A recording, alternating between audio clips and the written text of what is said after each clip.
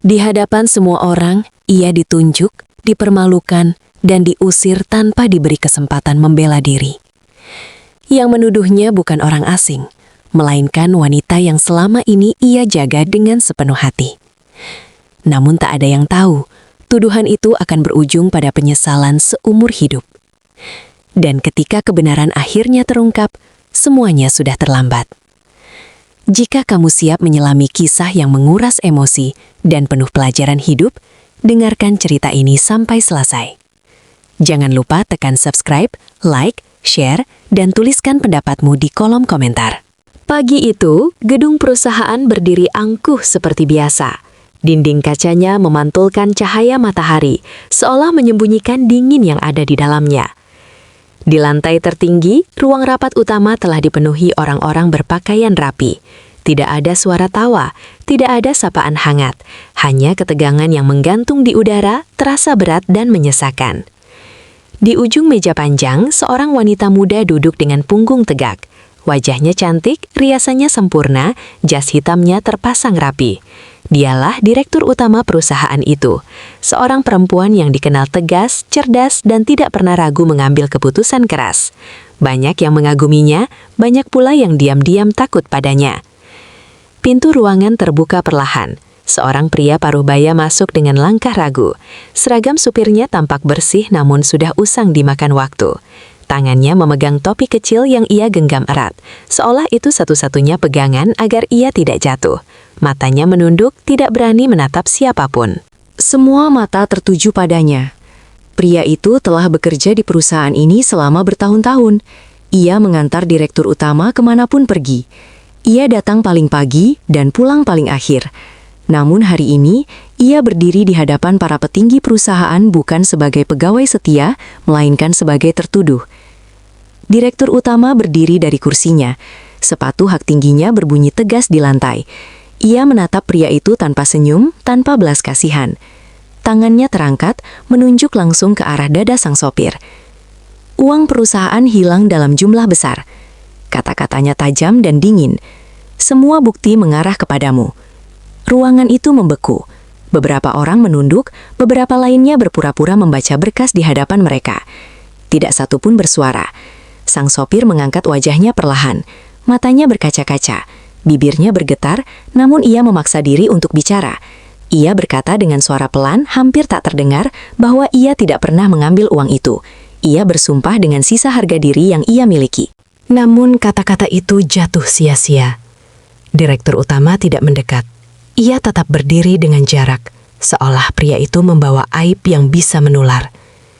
Ia berkata bahwa kepercayaan adalah segalanya, dan ketika kepercayaan hancur, tidak ada lagi tempat untuk belas kasihan. Keputusan diambil saat itu juga, pemecatan langsung, tanpa kesempatan membela diri, tanpa penyelidikan lebih lanjut. Kertas pemecatan disodorkan ke tangan pria itu. Tangannya gemetar saat menerimanya. Kertas itu terasa lebih berat dari apapun yang pernah ia angkat sepanjang hidupnya. Lebih berat dari setir mobil yang ia pegang setiap hari. Lebih berat dari beban hidup yang selama ini ia pikul diam-diam. Ia menunduk dalam-dalam, tidak marah, tidak berteriak, hanya diam, dengan mata basah dan napas tertahan. Ia membalikan badan dan melangkah keluar ruangan. Setiap langkah terasa seperti berjalan di atas pecahan kaca. Pintu tertutup perlahan di belakangnya. Di dalam ruangan, direktur utama kembali duduk. Wajahnya tetap dingin, namun dadanya terasa sesak, entah mengapa. Ia menepis perasaan itu, menganggapnya sebagai hal sepele. Rapat dilanjutkan seolah tidak ada yang terjadi. Di luar gedung, sang sopir berdiri lama. Ia menatap ke arah pintu masuk yang megah itu, tempat yang selama ini ia banggakan, tempat yang kini mengusirnya tanpa ampun. Air matanya jatuh ke aspal, bercampur dengan debu dan rasa hancur yang tidak bisa ia ceritakan pada siapapun.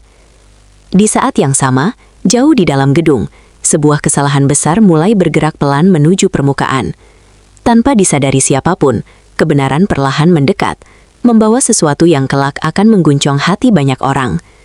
Dan pagi yang dingin itu belum selesai menunjukkan luka-lukanya. Langkah pria itu menjauh dari gedung perusahaan dengan tubuh sedikit membungkuk. Bukan karena usia, melainkan karena beban yang tiba-tiba menghantam hidupnya. Ia berjalan tanpa tujuan jelas. Jalanan terasa asing, padahal sudah puluhan tahun ia melewatinya setiap hari. Dunia seolah berubah dalam satu pagi yang kejam. Ia duduk di halte tua, memandangi tangannya sendiri. Tangan yang selama ini memegang kemudi dengan penuh tanggung jawab. Tangan yang tak pernah menyentuh sesuatu yang bukan haknya. Kini tangan itu gemetar, kosong, dan kehilangan arti. Di saku bajunya hanya ada uang receh dan secari kertas pemecatan yang sudah kusut. Ingatan masa lalu datang tanpa diundang. Ia teringat hari pertama bekerja, saat perusahaan itu masih kecil. Saat direktur utama masih menjadi wanita muda yang sering tersenyum dan menyapanya dengan sopan. Ia ingat bagaimana ia menunggu di luar rumah sakit saat wanita itu melahirkan. Ia ingat malam-malam panjang ketika ia tetap mengemudi meski tubuhnya demam, hanya agar tugasnya tidak terbengkalai. Namun semua kenangan itu runtuh hanya dengan satu tuduhan. Sementara itu, di dalam gedung, direktur utama kembali ke ruang kerjanya. Pintu ditutup rapat. Ia melepas sepatunya dan duduk terdiam. Untuk pertama kalinya hari itu, wajahnya kehilangan ketegasan. Matanya menatap kosong ke jendela besar. Kota terlihat sibuk, tapi hatinya sunyi. Ia mencoba meyakinkan dirinya bahwa keputusannya benar, bahwa seorang pemimpin tidak boleh ragu, bahwa ketegasan adalah harga yang harus dibayar demi wibawa. Namun di balik keyakinan itu, ada perasaan aneh yang terus mengganggu, seperti bisikan kecil yang tidak mau diam. Ponselnya bergetar. Pesan dari bagian keuangan masuk, meminta waktu untuk menjelaskan laporan transfer yang tertunda. Direktur utama menghela napas dan menunda membaca pesan itu. Ia memilih memeriksa berkas lain, mencoba menenggelamkan perasaan yang mulai muncul. Di sudut lain kota, sang sopir akhirnya pulang ke rumah kecilnya. Rumah sederhana yang ditempati bersama istrinya yang sakit-sakitan. Ketika pintu terbuka, istrinya tersenyum lemah. Ia bertanya mengapa pulang lebih cepat dari biasanya. Pria itu tidak langsung menjawab. Ia hanya duduk, menunduk, dan air matanya jatuh tanpa suara. Ia tidak ingin istrinya ikut hancur. Ia berkata singkat bahwa ia diberhentikan, tanpa cerita panjang, tanpa tuduhan. Namun istrinya tahu, ada luka besar di balik kata-kata itu. Ia menggenggam tangan suaminya, mencoba memberi kekuatan meski tubuhnya sendiri rapuh. Malam datang perlahan, lampu rumah menyala redup. Pria itu tidak makan. Ia duduk menatap lantai, memikirkan hari esok yang gelap dan tidak pasti. Ia tidak takut miskin, ia sudah terbiasa hidup sederhana. Yang membuatnya hancur adalah rasa tidak dihargai. Rasa dikhianati oleh orang yang selama ini ia jaga dengan setia. Di waktu yang sama, direktur utama masih berada di kantornya. Ruangan itu terasa lebih dingin dari biasanya. Ia akhirnya membuka pesan dari bagian keuangan. Matanya menyapu cepat isi laporan awal. Ada angka-angka yang tidak selaras. Ada catatan kecil tentang kesalahan transfer yang belum diverifikasi. Jantungnya berdegup lebih cepat. Ia menutup ponsel itu lagi, seolah takut pada sesuatu yang mulai terbentuk di pikirannya. Ia berdiri, berjalan mondar-mandir, mencoba menenangkan diri. Ia berkata pada dirinya sendiri bahwa semuanya akan jelas esok hari, bahwa tidak mungkin ia salah. Namun malam itu, untuk pertama kalinya sejak menjadi pemimpin, ia tidak bisa tidur nyenyak. Wajah pria berseragam sopir terus muncul di benaknya. Tatapan mata yang menahan luka itu berulang kali menghantui pikirannya. Di dua tempat yang berbeda, dua hati sama-sama gelisah. Satu karena kehilangan segalanya, satu karena mulai merasa telah melakukan kesalahan besar. Dan tanpa mereka sadari, pagi berikutnya akan membawa sesuatu yang jauh lebih menyakitkan dari yang mereka bayangkan. Pagi datang dengan langit mendung. Awan kelabu menggantung rendah, seolah ikut menekan perasaan banyak orang. Di rumah kecil itu, sang sopir terbangun lebih awal dari biasanya. Ia duduk lama di tepi ranjang, memandangi istrinya yang masih terlelap. Napas wanita itu terdengar berat, tubuhnya semakin lemah hari demi hari. Ia bangkit perlahan, mengambil air wudhu, lalu berdiri menghadap arah kiblat. Dalam diam, ia berserah kepada Allah. Tidak ada keluhan panjang, tidak ada tuntutan, hanya doa lirih agar diberi kekuatan untuk menerima apapun yang terjadi. Setelah itu, ia duduk kembali. Tidak ada seragam yang harus dipakai, tidak ada mobil yang harus dipanaskan. Waktu terasa asing, terlalu luas dan menyakitkan. Di gedung perusahaan, suasana tidak kalah muram. Direktur utama tiba lebih pagi dari biasanya. Wajahnya tampak segar di luar, namun pikirannya penuh. Ia langsung menuju ruang keuangan tanpa banyak bicara. Para staf saling berpandangan, merasakan ada sesuatu yang tidak beres. Di ruang itu, laporan demi laporan dibuka, angka-angka diperiksa ulang. Wajah direktur keuangan mulai pucat. Tangan pria itu berkeringat saat menunjuk data transfer yang akhirnya ditemukan sumbernya. Uang yang hilang ternyata berpindah ke rekening internal lain akibat kesalahan sistem dan kelalaian manusia. Tidak ada nama sopir di sana. Ruangan itu hening. Tidak ada suara selain detak jam di dinding. Direktur utama berdiri kaku. Dadanya terasa seperti diremas. Napasnya berat. Matanya menatap layar tanpa berkedip, seolah berharap tulisan itu berubah. Namun angka tidak pernah berbohong. Kesalahan itu nyata. Dan keputusan yang ia ambil kemarin, kini berubah menjadi beban yang menghantam nuraninya. Ia teringat wajah pria itu. Cara ia menunduk, cara ia pergi tanpa melawan. Semua kembali dengan jelas. Terlalu jelas. Ia keluar dari ruang keuangan dengan langkah cepat. Para staf melihat wajahnya berubah. Kali ini bukan dingin, melainkan terguncang. Ia kembali ke ruang kerjanya dan menutup pintu keras-keras. Tubuhnya bersandar di pintu, perlahan meluncur ke lantai. Air mata jatuh tanpa bisa ditahan.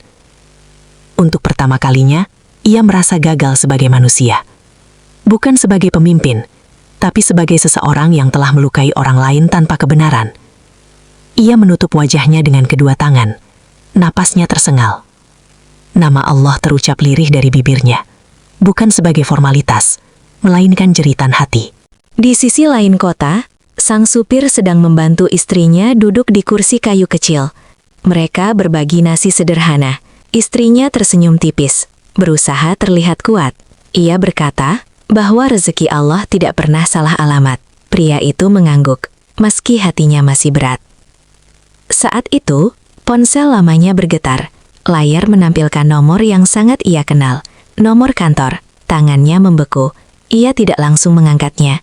Ada rasa takut, ada luka yang belum kering. Panggilan itu berhenti. Beberapa detik kemudian, masuk pesan singkat. Isinya singkat, meminta ia datang ke kantor secepatnya. Tidak ada penjelasan, tidak ada permintaan maaf. Ia menatap layar lama. Istrinya memandang wajahnya dengan cemas. Ia hanya tersenyum kecil, mencoba menenangkan, lalu berdiri perlahan. Ia mengambil topi lamanya, topi yang kemarin ia genggam dengan tangan gemetar. Langkahnya keluar rumah terasa berat. Ada firasat yang tidak jelas. Bukan harapan, bukan juga ketakutan. Hanya perasaan bahwa sesuatu yang besar sedang menantinya. Di kantor, direktur utama berdiri di depan jendela, menatap jalanan di bawah. Pikirannya berputar cepat. Waktu terasa lambat. Setiap detik menjadi penantian yang menyiksa. Dua jalan hidup yang kemarin terpisah oleh keputusan kejam, kini perlahan bergerak menuju satu titik yang sama. Dan pertemuan itu akan membuka luka yang selama ini tersembunyi. Gedung perusahaan kembali berdiri tegak di hadapan pria itu. Namun kali ini, langkahnya jauh lebih pelan. Setiap anak tangga yang ia naiki terasa berat, seolah membawa kembali rasa malu dan luka yang belum sembuh. Ia menghela napas dalam, mencoba menguatkan hati sebelum pintu besar itu terbuka lagi untuknya. Petugas keamanan mengenalnya. Tatapan mereka berbeda dari kemarin. Ada ragu, ada canggung. Tidak ada sapaan hangat seperti biasanya. Pria itu hanya mengangguk kecil dan terus berjalan. Ia tidak ingin menjelaskan apapun. Harga dirinya sudah cukup hancur. Di lantai atas, Direktur utama duduk sendirian di ruang rapat. Tidak ada staf, tidak ada dewan direksi. Hanya meja panjang dan kursi kosong yang terasa dingin. Tangannya saling menggenggam, kuku jarinya menekan kulit sendiri, berusaha menahan gelombang emosi yang terus naik. Pintu diketuk pelan. Ia menoleh cepat. Dadanya berdebar kencang. Ketika pintu terbuka, pria berseragam sopir itu berdiri di ambang pintu. Wajahnya tampak lebih tua dari kemarin. Matanya menyimpan kelelahan yang dalam. "Silahkan masuk." Suara direktur utama terdengar lebih pelan dari biasanya. Pria itu melangkah masuk. Ia berdiri di hadapan meja, menunduk hormat seperti dulu. Tidak ada dendam di wajahnya, tidak ada amarah. Hanya sikap sopan yang selama ini menjadi bagian dari dirinya. Direktur utama berdiri. Ia ingin bicara, namun kata-kata seakan tersangkut di tenggorokan. Beberapa detik berlalu dalam keheningan yang menyakitkan. Akhirnya, ia menarik napas panjang. Ia mengakui kesalahan. Suaranya bergetar. Ia mengatakan bahwa tuduhan itu salah, bahwa uang tidak pernah dicuri, bahwa semua itu akibat kelalaian internal. Pria itu mengangkat wajahnya perlahan. Matanya membesar, bukan karena marah, melainkan karena terkejut. Bibirnya bergetar, namun tidak satupun kata keluar. Hatinya seperti dihantam dua perasaan sekaligus. Lega dan hancur, direktur utama melangkah mendekat. Untuk pertama kalinya, jarak di antara mereka menyempit. Ia menunduk sedikit, sebuah sikap yang tidak pernah ia lakukan kepada siapapun. Ia meminta maaf. Dengan suara pelan, dengan mata basah. Namun permintaan maaf itu tidak langsung menyembuhkan luka. Pria itu menelan ludah. Ia berkata bahwa dirinya sudah terbiasa disalahkan oleh hidup. Namun dituduh mencuri oleh orang yang ia jaga bertahun-tahun adalah luka yang sulit dijelaskan. Kata-katanya sederhana, tidak menyudutkan, namun setiap kalimat menusuk lebih dalam dari teriakan. Direktur utama menunduk. Air matanya jatuh ke lantai. Tangannya gemetar hebat. Ia menawarkan untuk mempekerjakan kembali pria itu.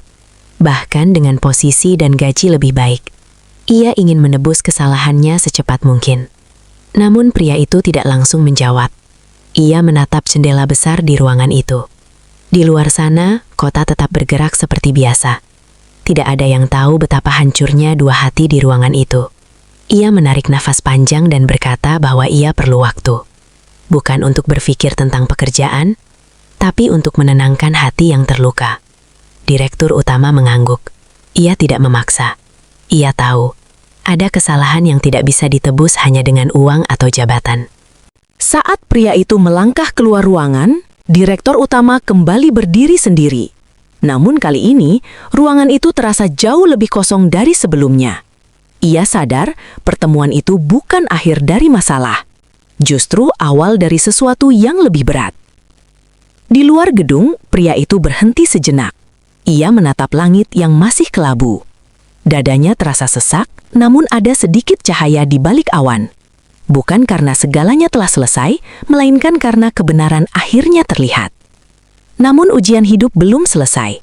Sebuah kenyataan lain sedang menunggu, siap menguji ketulusan dan penyesalan yang baru saja terucap. Pria itu berjalan menjauh dari gedung perusahaan tanpa menoleh ke belakang. Kali ini langkahnya lebih tegap, namun hatinya masih penuh luka. Kebenaran memang telah terungkap, tetapi rasa sakit yang terlanjur masuk ke dalam dada tidak bisa keluar begitu saja. Ia sadar tidak semua yang benar bisa langsung menyembuhkan.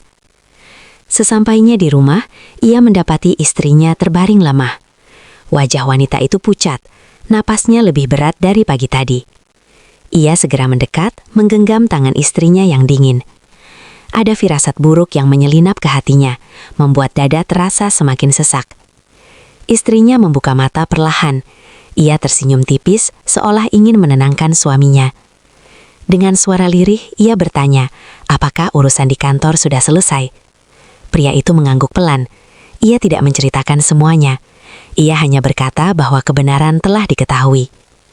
Wanita itu memejamkan mata sejenak, lalu berkata bahwa selama ini ia percaya pada kejujuran suaminya.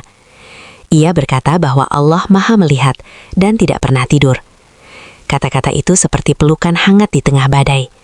Namun pria itu tahu, waktu istrinya semakin menipis. Malam datang lebih cepat dari biasanya. Lampu rumah menyala redup. Pria itu duduk di samping ranjang, mendengarkan napas istrinya yang tersengal. Dalam hatinya, ia memohon kepada Allah agar diberi satu kesempatan lagi untuk membahagiakan wanita yang setia menemaninya dalam kekurangan. Di tempat lain, Direktur utama masih berada di kantornya meski hari sudah gelap. Ia memandangi berkas-berkas di meja tanpa benar-benar membacanya. Pikirannya terus kembali pada wajah pria itu dan kata-kata sederhana yang ia ucapkan. Setiap kalimat terasa seperti cermin yang memantulkan kekurangannya sendiri. Ia memanggil asistennya dan meminta laporan lengkap tentang kehidupan sang sopir. Bukan untuk mencari kesalahan, melainkan untuk memahami siapa orang yang telah ia sakiti. Dari laporan itu, ia mengetahui tentang istri yang sakit, tentang hidup sederhana, tentang kesetiaan yang tidak pernah dihargai dengan benar. Dadanya terasa semakin berat. Malam itu, Direktur utama pulang dengan perasaan kosong. Di apartemen mewahnya, tidak ada suara. Tidak ada kehangatan. Ia duduk di sofa besar, menatap lampu kota dari balik jendela. Untuk pertama kalinya, kemewahan tidak memberi rasa aman. Yang ada hanya penyesalan yang terus menggerogoti. Keesokan paginya, kondisi istri sang sopir semakin memburuk. Pria itu panik. Ia mencoba memanggil tetangga, meminta bantuan untuk membawa istrinya ke rumah sakit. Di tengah kekacauan itu, ponselnya kembali bergetar. Nomor yang sama muncul di layar. Kali ini, ia mengangkatnya. Suara di seberang terdengar cemas. Direktur utama meminta izin untuk datang. Pria itu terdiam sejenak, lalu mengangguk meski lawan bicaranya tidak bisa melihat. Ada sesuatu di dalam hatinya yang berkata bahwa pertemuan berikutnya akan membawa perubahan besar. Entah menuju kelegaan atau luka yang lebih dalam. Di rumah kecil itu, takdir mulai bergerak cepat. Kesalahan yang dulu dianggap sepele, kini menuntut harga yang jauh lebih mahal. Dan tidak semua harga bisa dibayar dengan permintaan maaf. Hujan turun perlahan ketika direktur utama tiba di depan rumah kecil itu. Ia berdiri beberapa saat di balik pintu mobil, menatap bangunan sederhana yang jauh dari kemewahan hidupnya. Hatinya bergetar. Untuk pertama kalinya, ia merasa sangat kecil di hadapan kenyataan. Ia melangkah masuk dengan langkah hati-hati. Pria itu membukakan pintu tanpa banyak bicara. Wajahnya terlihat tegang, matanya sembab. Di dalam rumah, suara napas berat terdengar dari arah kamar. Direktur utama menelan ludah, dadanya terasa sesak. Ia berjalan pelan mendekat ke kamar. Di sana, wanita itu terbaring lemah. Tubuhnya kurus, wajahnya pucat, namun sorot matanya masih lembut. Saat melihat tamu yang datang, ia tersenyum tipis, seolah sudah mengerti segalanya. Direktur utama berdiri kaku di ambang pintu. Semua kata yang telah ia siapkan menguap begitu saja.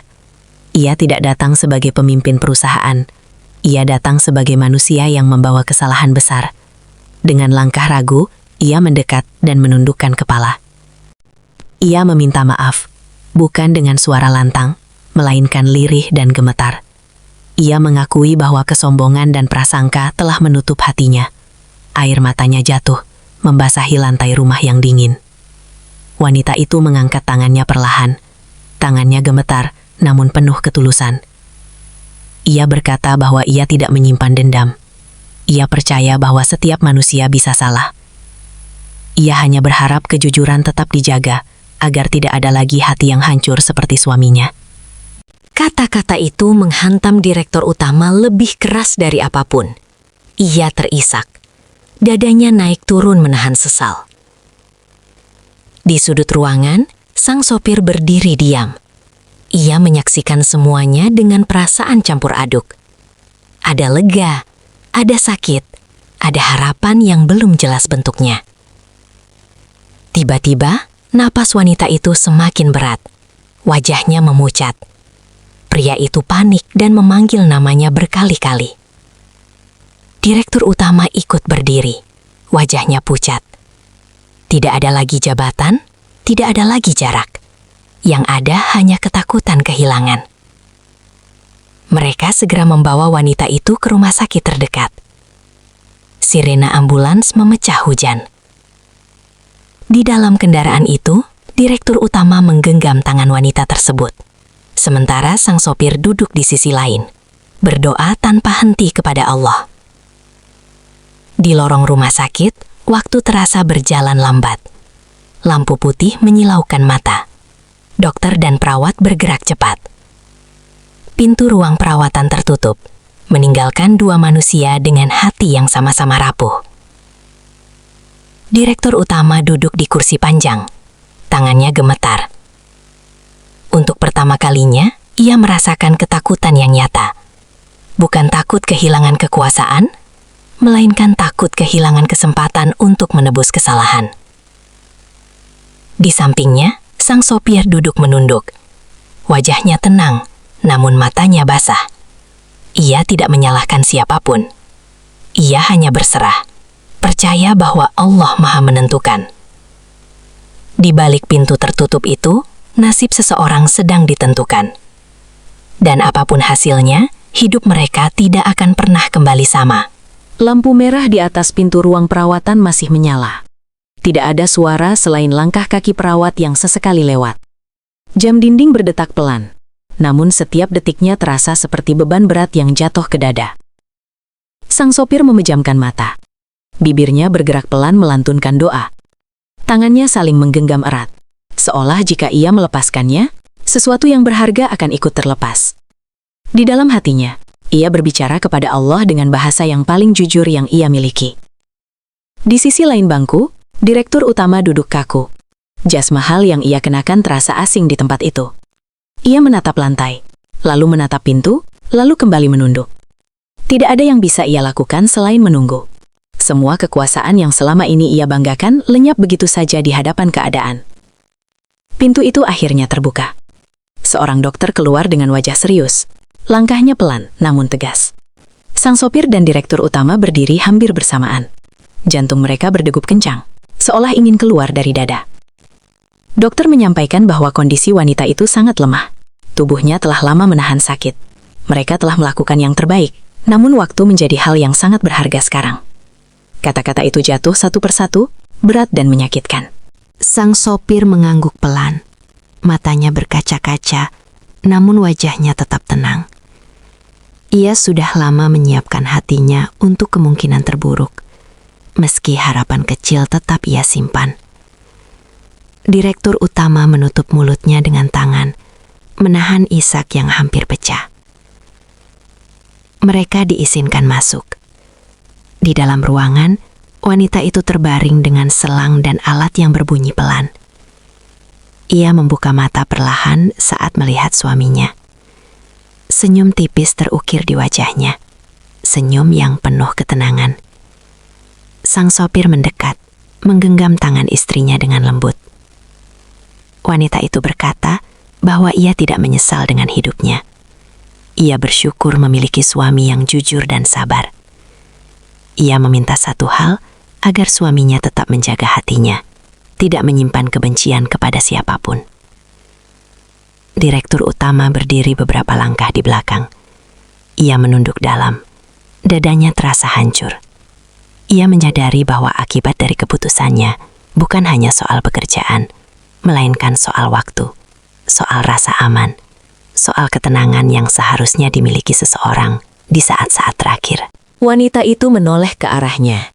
Dengan napas terbata, ia meminta agar direktur utama menjaga keadilan dan tidak mudah menuduh orang lain tanpa bukti. Kata-kata itu keluar lembut, namun memiliki kekuatan yang luar biasa. Beberapa menit kemudian, napas wanita itu semakin pelan. Sang sopir menggenggam tangannya lebih erat. Ia menunduk, menempelkan keningnya, dan membisikkan doa. Direktur utama menutup mata, air mata jatuh tanpa suara.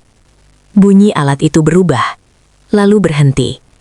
Keheningan memenuhi ruangan. Sang sopir tidak berteriak, ia tidak menangis keras. Ia hanya menunduk lama, seolah seluruh hidupnya ikut berhenti sejenak. Direktur utama berdiri terpaku, merasakan kehilangan yang tidak pernah ia miliki, namun sangat ia rasakan. Di luar ruangan, hujan masih turun. Namun di dalam hati mereka, badai baru saja dimulai.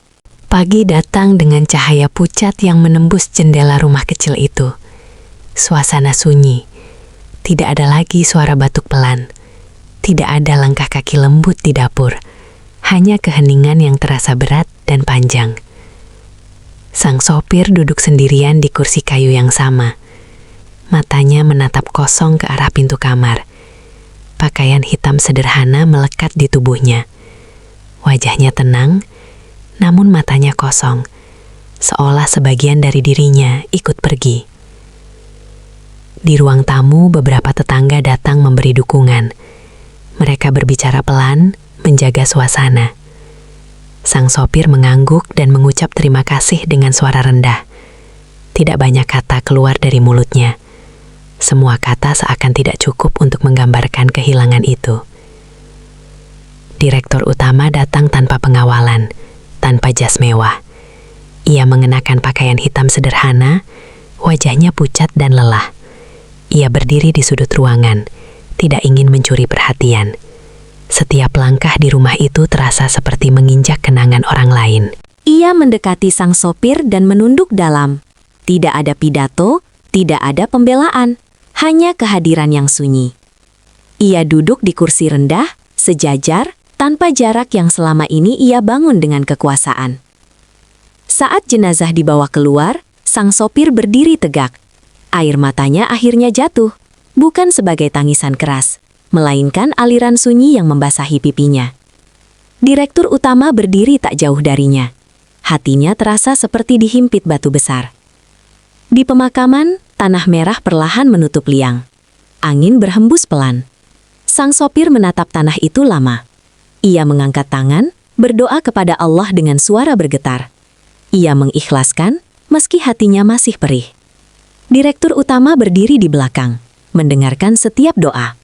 Setiap kata terasa seperti pelajaran yang tidak pernah ia dapatkan di ruang rapat. Di sana, di antara nisan dan tanah basah, ia menyadari betapa rapuhnya manusia. Betapa berbahayanya prasangka. Setelah semua orang pergi, sang sopir masih berdiri sendiri. Direktur utama mendekat. Ia berbicara pelan, menawarkan bantuan untuk apapun yang dibutuhkan. Bukan sebagai atasan, melainkan sebagai sesama manusia. Sang sopir menoleh. Ia tidak marah. Ia tidak juga tersenyum. Ia berkata bahwa hidup akan tetap berjalan, dengan atau tanpa bantuan. Namun, ia berterima kasih atas niat baik itu. Kata-kata sederhana itu membuat direktur utama terdiam. Ia tahu, ada luka yang tidak bisa disembuhkan oleh waktu singkat. Ada kesalahan yang akan selalu diingat meski telah dimaafkan. Malam itu, sang sopir kembali ke rumah yang kini terasa terlalu luas. Ia duduk di kamar, memandangi barang-barang istrinya. Ia memegang pakaian yang masih menyimpan aroma lembut. Dadanya sesak, namun ia tidak menangis. Ia tahu, ia harus kuat, seperti yang selalu istrinya harapkan.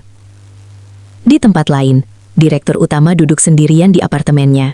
Ia menatap cermin lama. Wajah yang ia lihat bukan lagi sosok yang sama. Ada retakan halus di balik tatapan itu. Retakan yang tidak akan pernah benar-benar hilang. Dan di antara dua kehidupan yang kini berjalan terpisah, sebuah perubahan perlahan tumbuh.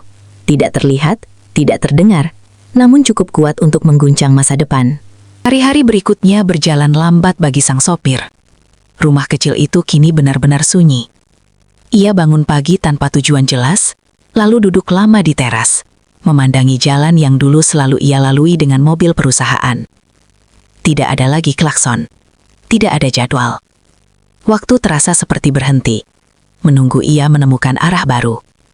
Ia mencoba mencari pekerjaan. Dari satu tempat ke tempat lain, ia menawarkan tenaganya. Namun usia dan tubuh yang mulai lelah seringkali menjadi alasan penolakan. Ia mengangguk sopan setiap kali ditolak, meski di dalam hatinya ada perih yang semakin dalam. Malam hari menjadi waktu tersulit. Tidak ada lagi suara yang menenangkannya. Ia hanya berbicara pada dirinya sendiri dan pada Allah. Ia memohon kekuatan agar tidak tenggelam dalam kesedihan yang berkepanjangan. Di sisi lain kota, direktur utama mulai melakukan perubahan. Ia memanggil jajaran manajemen dan menyampaikan aturan baru. Setiap tuduhan harus melalui pemeriksaan yang adil.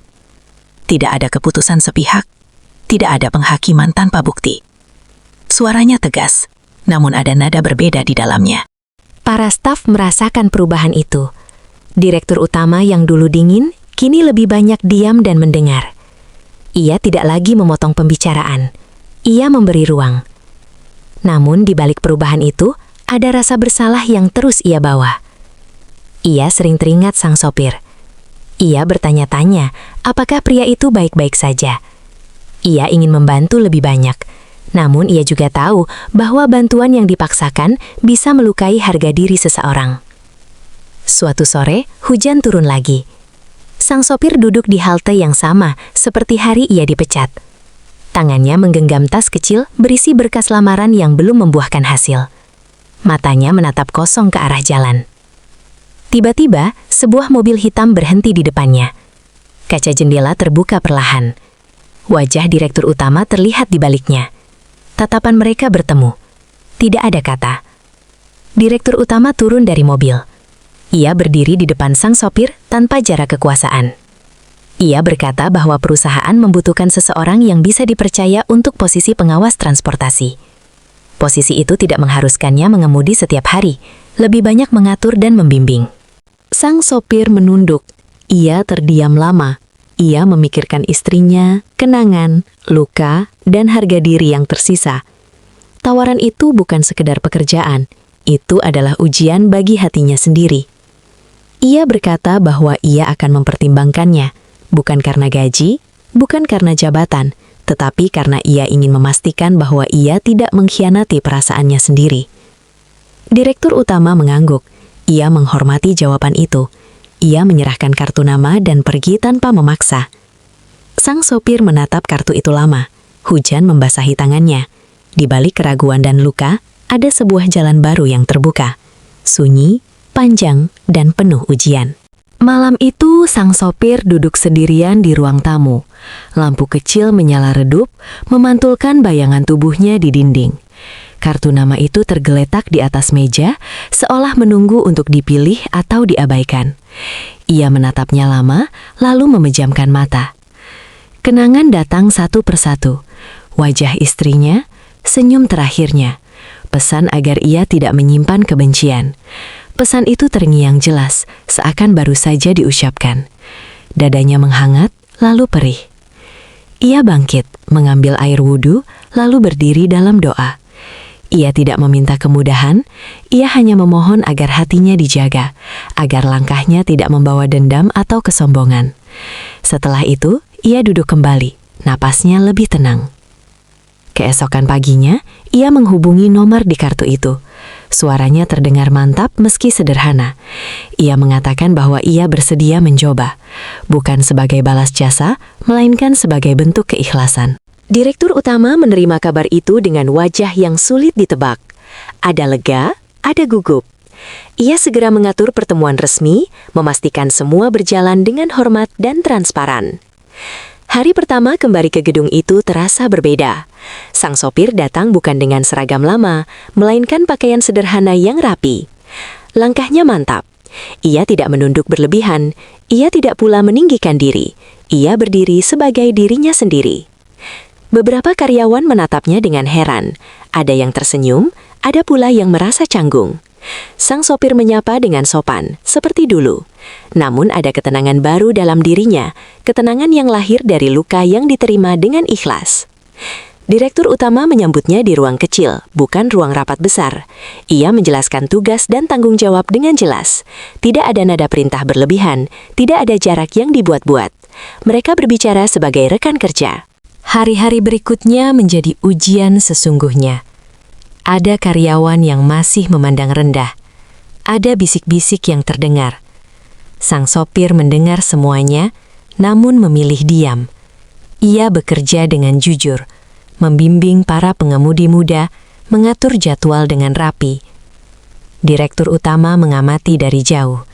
Ia melihat ketekunan yang sama, bahkan lebih matang dari sebelumnya. Ia menyadari bahwa kepercayaan bukan sesuatu yang bisa dipaksakan. Ia harus tumbuh dari waktu dan sikap. Suatu sore, terjadi masalah kecil di bagian transportasi. Kesalahan laporan hampir berujung tuduhan lagi. Semua mata tertuju pada sang sopir. Ruangan kembali terasa tegang. Ia berdiri tenang. Ia meminta waktu untuk memeriksa. Dengan sabar, ia menunjukkan data dan bukti. Kesalahan itu kembali terbukti bukan berasal darinya. Kali ini, kebenaran muncul sebelum luka tercipta. Direktur utama menatap pemandangan itu dengan dada bergetar. Ia tahu, momen itu adalah cermin bagi masa lalunya. Dan ia juga tahu, perjalanan mereka belum selesai. Ujian yang lebih besar masih menunggu di depan. Peristiwa kecil itu menyebar cepat di lingkungan perusahaan. Tanpa suara keras, tanpa drama, sang sopir membuktikan dirinya dengan cara yang sederhana. Tidak ada pembelaan panjang, tidak ada kemarahan. Hanya kejujuran dan ketenangan yang berbicara. Beberapa karyawan mulai mengubah sikap.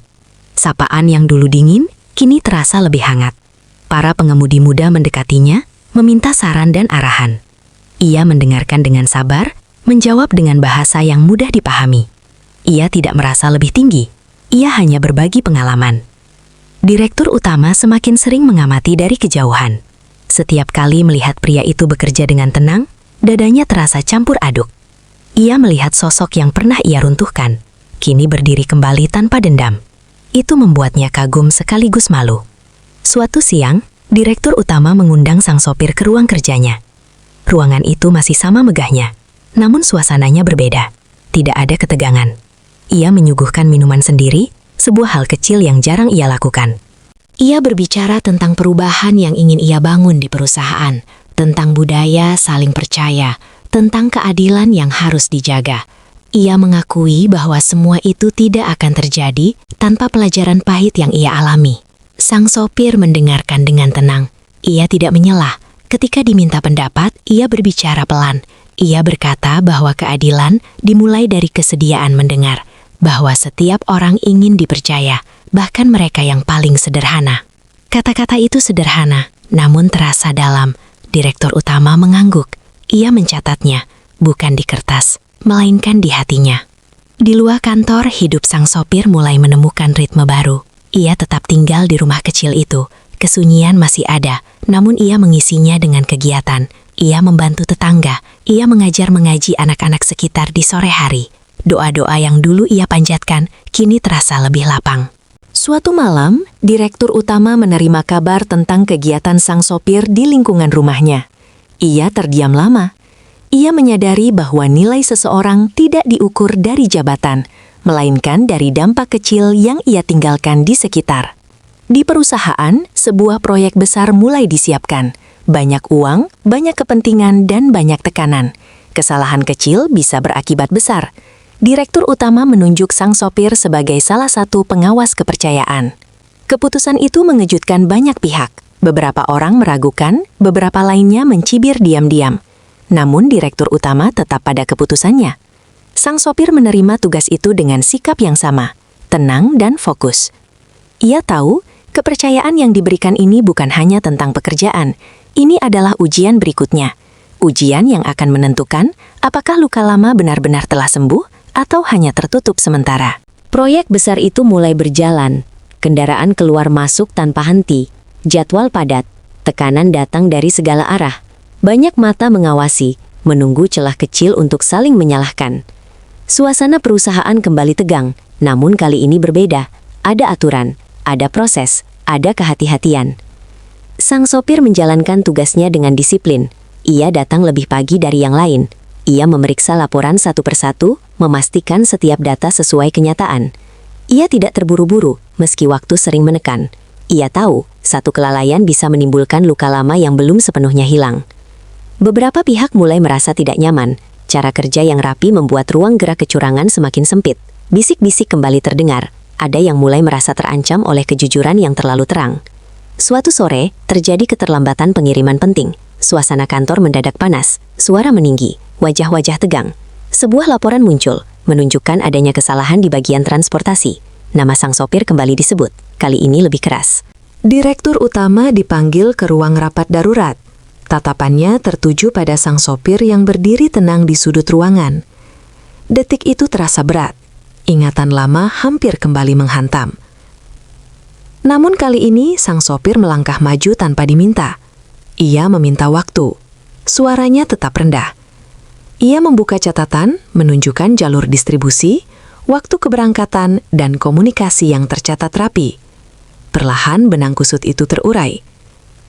Kesalahan berasal dari perubahan mendadak yang tidak dilaporkan oleh pihak lain. Ruangan kembali sunyi. Beberapa wajah menunduk. Tidak ada tuduhan lanjutan. Tidak ada keputusan tergesa. Kebenaran kembali berdiri di tempatnya. Direktur utama menarik napas panjang. Dadanya bergetar bukan karena marah, melainkan karena lega. Ia menyadari bahwa ia telah belajar menahan diri, belajar mendengar sebelum menilai. Setelah rapat usai, sang sopir kembali ke mejanya tanpa ekspresi berlebihan. Ia tidak merasa menang. Ia hanya merasa bersyukur karena kejujuran kembali menyelamatkan banyak hati dari luka yang tidak perlu. Namun di balik keberhasilan itu, tekanan belum berhenti. Ada pihak yang merasa dipermalukan, ada rasa tidak terima yang tumbuh diam-diam. Dan tanpa diketahui siapapun, sebuah rencana lain mulai disusun. Di tengah ketenangan yang tampak di permukaan, badai baru perlahan mendekat. Lebih senyap, lebih berbahaya. Dan kali ini, ujian tidak hanya akan menyentuh karir, tetapi juga keteguhan hati yang telah dibangun dengan susah payah. Hari-hari setelah rapat itu terasa aneh. Tidak ada masalah besar di permukaan, namun udara di kantor terasa berbeda. Senyum menjadi kaku, sapaan terdengar basa-basi. Sang sopir merasakannya. Namun, ia memilih fokus pada pekerjaannya. Ia tahu, kejujuran seringkali membuat orang yang tidak jujur merasa terancam. Di balik layar, beberapa orang mulai menyusun rencana. Bukan dengan teriakan atau tuduhan langsung, melainkan dengan bisikan halus dan laporan yang dimanipulasi. Mereka tahu, cara terbaik menjatuhkan seseorang yang tenang adalah membuatnya tampak bersalah tanpa suara. Sang sopir mulai menemukan kejanggalan. Beberapa data berubah tanpa sepengetahuannya. Catatan waktu tidak sesuai. Ia mencatat semuanya rapi, menyimpannya sendiri. Ia tidak langsung melapor. Ia menunggu, memastikan tidak ada prasangka di dalam hatinya. Suatu pagi, sebuah audit mendadak diumumkan. Seluruh bagian transportasi diminta menyerahkan laporan lengkap. Suasana mendadak tegang. Beberapa orang terlihat gelisah. Sang sopir tetap tenang, meski dadanya berdebar. Direktur utama memperhatikan reaksi itu. Ia teringat masa lalu, saat ia sendiri pernah terburu-buru mengambil kesimpulan. Kali ini, ia memilih diam dan mengamati. Audit berjalan ketat. Dokumen diperiksa satu persatu. Pertanyaan dilontarkan dengan nada tajam. Beberapa laporan menunjuk ke arah sang sopir. Nama dan tanda tangannya muncul di berkas yang bermasalah. Ruangan kembali menahan napas. Sang sopir berdiri. Ia meminta waktu untuk menjelaskan. Tidak ada nada membela diri berlebihan. Ia hanya membuka catatan pribadinya. Di sana tersimpan salinan data, waktu pengubahan dan bukti akses yang menunjukkan ada tangan lain yang mengubah laporan setelah ia menyetujuinya. Wajah para auditor berubah. Diskusi berlangsung panjang. Beberapa orang mulai berkeringat. Satu persatu kebenaran muncul, perlahan namun pasti. Fitnah itu terkuak. Direktur utama menatap kejadian itu dengan perasaan yang sulit dijelaskan. Ada lega, ada marah, ada sedih. Ia menyadari betapa mudahnya kejujuran kembali diserang, bahkan ketika seseorang sudah berhati-hati. Sang sopir kembali duduk setelah semuanya selesai.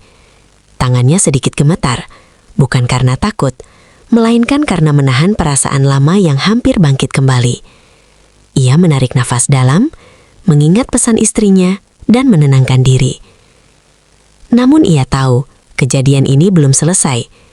Kebenaran memang telah muncul, tetapi bekasnya tidak akan hilang begitu saja. Ada orang yang kini merasa terpojok, dan orang yang terpojok seringkali mengambil langkah yang lebih berbahaya.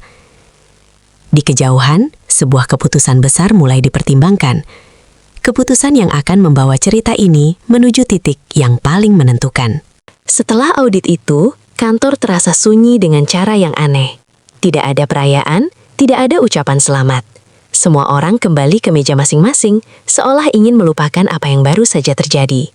Namun di balik kesibukan palsu itu, ada rasa takut yang tidak bisa disembunyikan. Sang sopir bekerja seperti biasa. Ia tidak berubah. Ia tetap datang pagi, tetap pulang tepat waktu, tetap menyapa dengan sopan. Namun di dalam dirinya, ia merasakan kelelahan yang berbeda.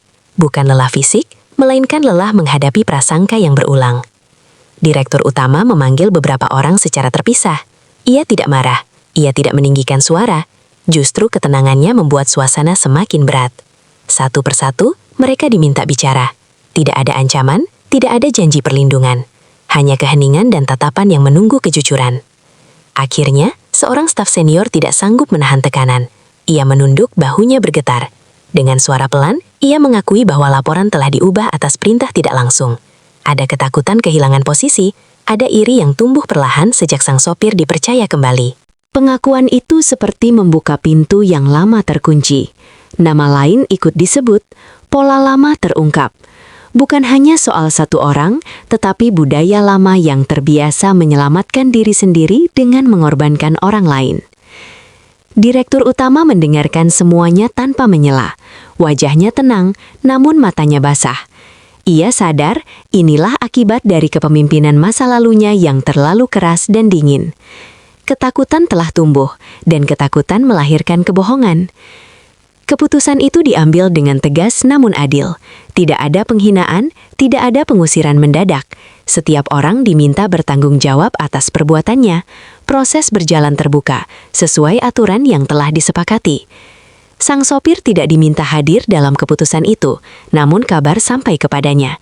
Ia mendengarkannya dengan diam, tidak ada rasa puas, tidak ada rasa menang, hanya kelegaan kecil bahwa kebenaran akhirnya berdiri tanpa perlu teriak. Sore itu, ia duduk sendirian di musola kecil kantor. Ia menunduk lama, bersyukur kepada Allah karena hatinya dijaga dari rasa dendam. Ia tahu, jika ia membiarkan kebencian tumbuh, ia akan kalah, meski terlihat benar. Di luar, direktur utama berdiri menatap langit yang mulai jingga. Angin sore menyentuh wajahnya. Ia menarik napas panjang. Untuk pertama kalinya sejak lama, dadanya terasa sedikit ringan. Namun di balik semua pengakuan dan keputusan itu, masih ada satu langkah terakhir yang harus diambil. Langkah yang tidak tertulis di aturan perusahaan. Langkah yang menyangkut hati, bukan jabatan. Dan langkah itulah yang akan menentukan bagaimana kisah ini benar-benar berakhir. Pagi itu, kantor belum sepenuhnya ramai ketika direktur utama berdiri di ruang rapat utama. Ruangan yang dulu menjadi tempat ia menunjuk dan menuduh, kini terasa berbeda. Kursi-kursi tersusun rapi. Cahaya matahari masuk perlahan melalui dinding kaca, menerangi ruangan dengan cara yang lembut. Ia meminta semua karyawan hadir, bukan untuk rapat biasa, bukan untuk pengumuman keuntungan. Ada sesuatu yang harus ia sampaikan dengan terbuka, tanpa jarak, tanpa kedok kekuasaan. Sang sopir duduk di barisan tengah, wajahnya tenang seperti biasa. Tangannya terlipat di atas paha. Ia tidak tahu apa yang akan terjadi. Ia hanya datang karena diminta, seperti yang selalu ia lakukan sepanjang hidupnya. Direktur utama berdiri. Ia menatap wajah-wajah di hadapannya satu persatu. Lalu ia menunduk dalam. Gerakan itu membuat ruangan sunyi seketika. Ia berbicara dengan suara jelas, namun tidak tinggi. Ia mengakui kesalahan masa lalunya. Ia mengakui bahwa keputusan tergesa, prasangka, dan kesombongan telah melukai orang yang tidak bersalah. Ia menyebutnya sebagai kegagalan kepemimpinan, bukan sekedar kekeliruan teknis. Lalu, ia menoleh ke arah sang sopir. Ia berjalan mendekat, berhenti tepat di hadapannya. Di hadapan semua orang, ia kembali meminta maaf. Bukan sebagai formalitas, bukan untuk citra. Ia meminta maaf karena telah merenggut ketenangan seseorang, karena telah membuat seorang istri menghadapi hari-hari terakhirnya dalam kecemasan. Ruangan itu sunyi. Beberapa mata berkaca-kaca. Tidak ada yang berani bergerak. Sang sopir berdiri perlahan. Ia menatap direktur utama dengan wajah tenang. Ia tidak membalas dengan pidato panjang. Ia hanya berkata bahwa manusia belajar bukan dari jabatan, melainkan dari kesalahan yang diakui dengan jujur. Ia berkata bahwa ia telah memaafkan, bukan karena lupa, tetapi karena ia ingin hidupnya tetap ringan. Kata-kata itu jatuh lembut, namun mengguncang banyak hati. Direktur utama mengumumkan satu keputusan terakhir. Ia mengundurkan diri dari jabatannya. Bukan karena tekanan, bukan karena skandal, tetapi karena ia merasa kepemimpinan yang adil membutuhkan contoh, bukan hanya aturan. Ia menyerahkan tongkat kepemimpinan kepada sistem yang lebih terbuka, yang telah ia siapkan dengan matang. Ia memilih tetap berada di perusahaan sebagai penasehat tanpa kekuasaan langsung. Sebuah langkah yang mengejutkan, namun diterima dengan hening penuh hormat. Hari itu, sang sopir pulang dengan langkah yang berbeda. Ia tidak membawa kemenangan. Ia tidak membawa dendam. Ia membawa ketenangan. Di rumah kecil itu, ia duduk di kursi kayu yang sama, menatap langit sore. Ia berbicara pelan dalam hatinya, kepada istrinya, kepada Allah. Ia bersyukur karena kejujuran tidak menjadikannya kaya, tetapi menjadikannya utuh. Di gedung tinggi itu, direktur utama berjalan keluar tanpa sorotan. Untuk pertama kalinya, ia merasa bebas. Bukan karena kehilangan jabatan, tetapi karena akhirnya menemukan makna keadilan yang selama ini ia cari di tempat yang salah. Dan di antara dua jalan hidup yang pernah bersinggungan dengan luka, kini tersisa satu hal yang sama. Ketulusan yang tumbuh dari kesalahan, dan kejujuran yang tetap berdiri meski diuji berkali-kali.